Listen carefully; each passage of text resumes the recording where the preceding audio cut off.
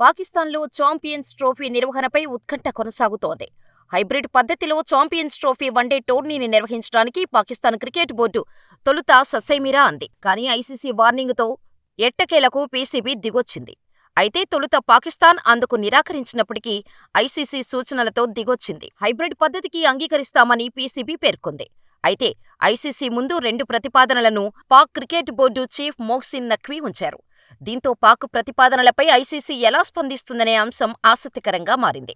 Pak cricket board పేర్కొన్న ప్రకారం hybrid పద్ధతిలో ఛాంపియన్ ట్రోఫీ వన్డే టోర్నీ నిర్వహణకు అంగీకరిస్తాం.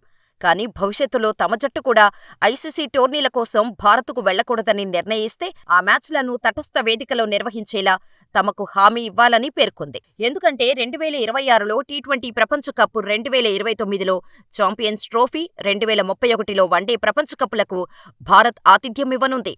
ఒకవేళ మేము ఆ సమయంలో తటస్థ వేదికల్లో ఆడాలని అనుకుంటే మా నిర్ణయాన్ని గౌరవించాలని పీసీబీ చీఫ్ మొహ్సిన్ నఖ్వీ పేర్కొన్నాడు. ఐసీసీకి భారత్ తన విధానాన్ని చెప్పింది కాబట్టి మేం కూడా మా విధానం చెబుతాం. ఏం చేసినా ఇద్దరికీ ప్రయోజనం చేకూరేలా ఉండాలని ఆయన పేర్కొన్నాడు. అంతేకాక పీసీబీ ఓ అడుగు ముందుకేసి ఐసీసీ వార్షిక ఆదాయంలో తమ వాటాను పెంచాలని డిమాండ్ చేస్తోంది.